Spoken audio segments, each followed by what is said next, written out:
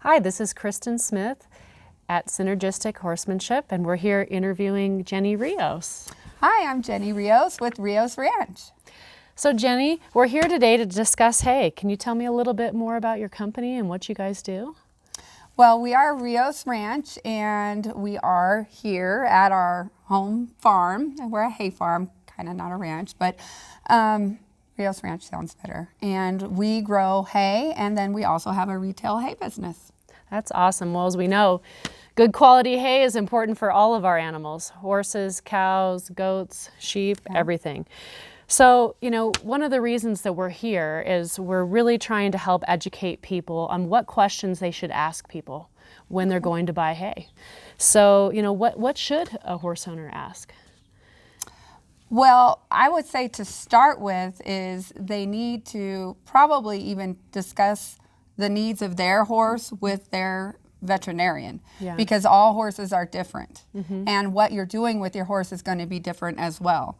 And then when looking for a hay provider, I feel like it's important to ask whether or not they guarantee their hay. Do they grow their hay? Where is the hay coming from? Those questions are important. Do they test the hay? And when they're testing the hay, what are you referring to? So what we do is we will take a stack of hay and we actually pull samples out of random locations on the stack, and we mail it in for a chemical analysis. Okay, great. And then they can confer with their veterinarian if that's the correct thing to give to their horse. Right. Looking for protein, sugars, those type of things, as well as minerals and things like that. Okay. And what do you guys look for when you're brokering hay from other places, from a distributor? Well, for the most part, the hay that we sell is either grown by us or grown by one of our neighbors here in the valley. So we usually actually look at the fields while the hay is in the field, because that kind of helps you get a feel for, is there going to be weeds in it? Is it, how are they taking care of the fields? And when we know our local growers pretty well, so we're lucky to be out here in the middle of a bunch of hay fields and a lot of growers like us.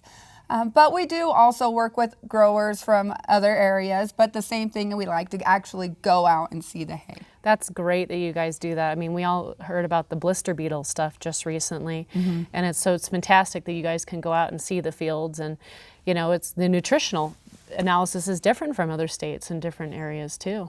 It is, and thankfully the blister beetle isn't something that we've seen here. It's usually in the southern part of the country, southern states. Yeah, and that leads into my second question: is what concerns should owners have when buying hay from other states? Well, the first thing I could think of is if you're bringing hay in from another state, you don't have the option to get to know the person who's selling it to you. So there are other people, not just Rios Ranch, that do exactly what we do. And the good thing about buying from local distributors is they're either growers themselves or they're tied in with the grower, so you know where that hay is coming from. When you're buying from out of state, then you get into a situation, is it really even what I ordered when it shows up? Yeah. And what happens if there's a problem? Will it even be quality when it gets here? Yeah, that's true. And then, that leads into the next question. So when it gets here, what do you guys recommend for good hay storage options for people? Well, we're sitting in one option, which is, this is kind of a simple barn. This is our working barn. There are other barns that we rent throughout the area because we're kind of small and new, so hay barns are upwards of $100,000 or more. Yes. So we rent barn space. That is the best thing you can do. But even when you have a barn, you'll notice we have plastic liner down for winter. In summer months, you're usually okay just to stack hay out in a stack yard.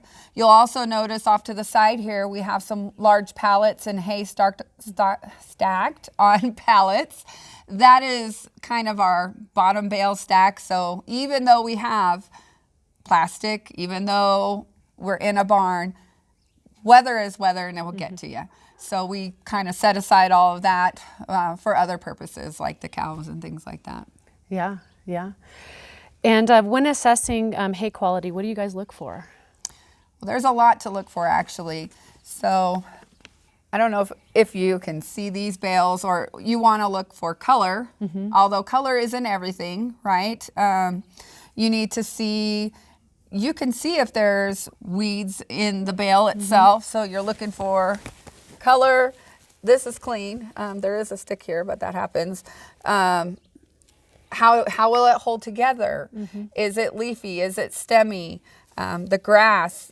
There's just so many other things to look for other than just, is it green? What does it smell like? Right. I mean, I stick my nose right up into the stack. I'm not doing it on camera, but I do. Yeah. I'll stick my nose up there. Does it smell musty or not? All these things are important. Okay. Yeah, that's And then, good. of course, the hay test. Yeah, the hay test, and then I'm sure, like you said, appearance. So, so what is the difference between Timothy grass, meadow, and orchard? Okay, so let's start with meadow. Okay. Meadow is a blend of grasses, and I will say that different growers kind of do a different blend. Some growers, it's going to be a fescue orchard clover, and other growers, it's more of a fescue clover, maybe a touch of Timothy. It just depends on where they're growing and the seed mix, right? Then you have straight orchard grass, which is just one type of grass, or straight Timothy. Timothy does not grow well here in Smith Valley, so you won't find very many growers that are going to have, in fact, I don't know anybody that's growing straight Timothy, although we do have some that have meadow with just a touch of Timothy, and depending on the year, it may or may not have a touch of Timothy. Between the types of grasses, though, you can't go off of Google. Right. You cannot say, oh, orchard's going to be low sugar, low carb. It doesn't work that way. It's going to be based on weather, water, fertilizer, when it was cut, what time of day it was cut. So there's so much more to it that we can't say Timothy is the best or orchard is the best, because you need more information. That's awesome. That's great. That's great information. So, why are some cuttings of alfalfa okay for horses and others aren't? A lot of people think that first cutting or first crop, depending on how you're talking, is going to be terrible for all horses, and a lot of times it is. And second and third is the most common horse cutting. But you cannot trust that second is going to be perfect for horses. It still can be too hot for a horse. You need to have a hay test. Typically, first and fourth is not going to be something you want to use for horses. But again, you have to go with the hay test even on second and third. Third, usually you're safe, but you just have to see. It depends. How long was it in the field? When did they cut it? And this is Cindy here behind the camera, and it just makes me want to ask you, I understand about the first, but what about the fourth? Can you tell me why wouldn't the fourth be good? So usually growers focused first and fourth for dairy. So it's going to be higher in the proteins, and so it's going to be hot hay. Okay. So growers try to focus. Well, you also have growers that grow for quantity and growers that grow for quality.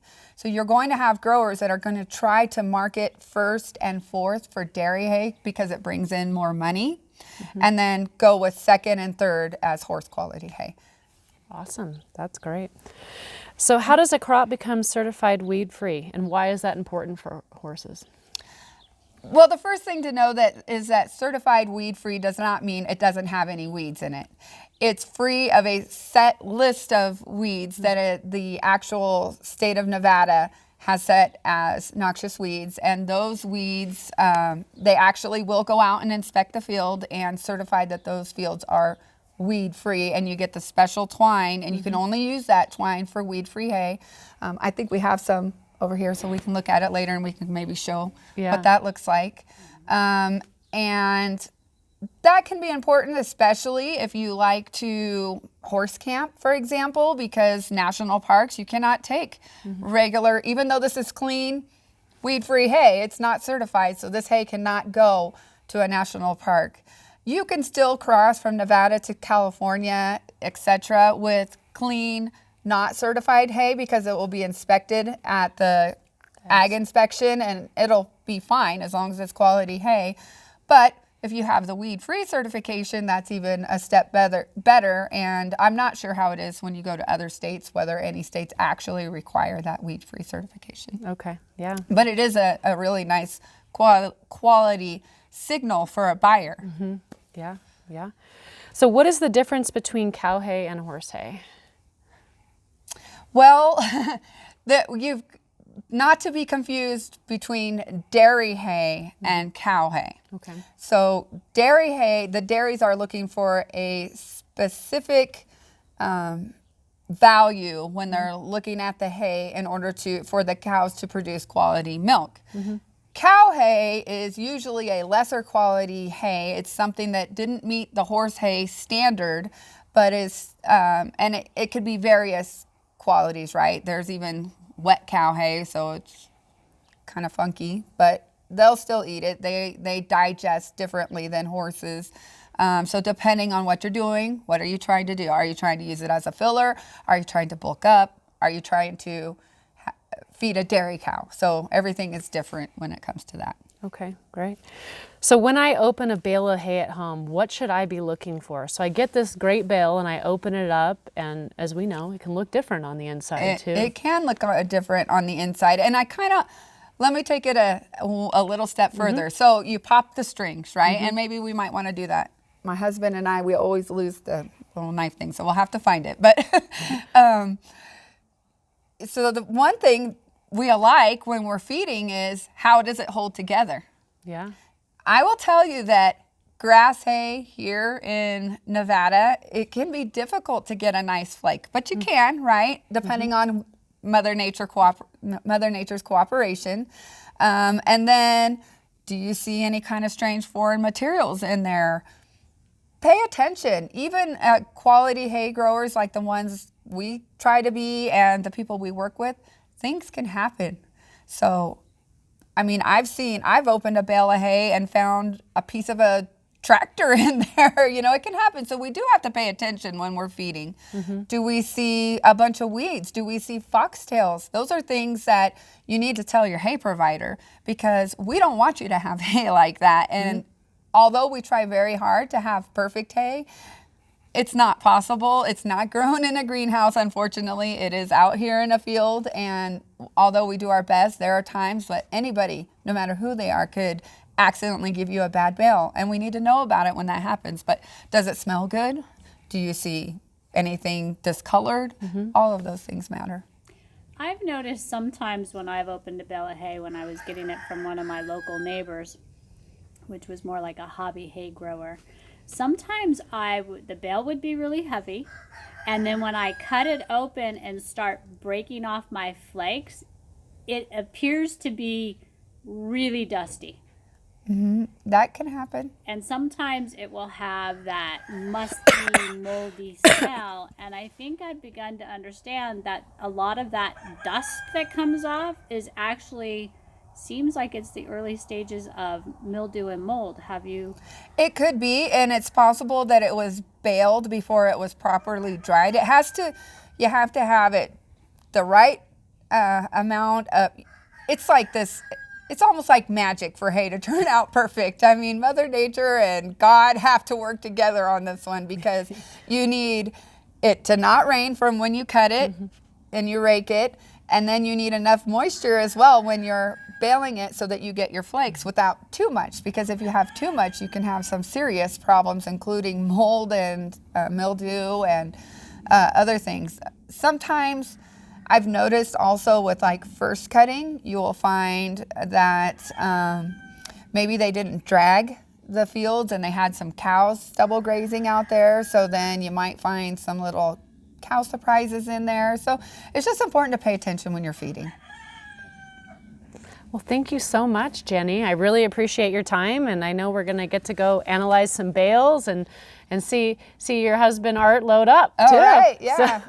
I think he's trying to sneak out on us, but we'll see. Okay, that sounds good. All right. Well, thank you. Thank you.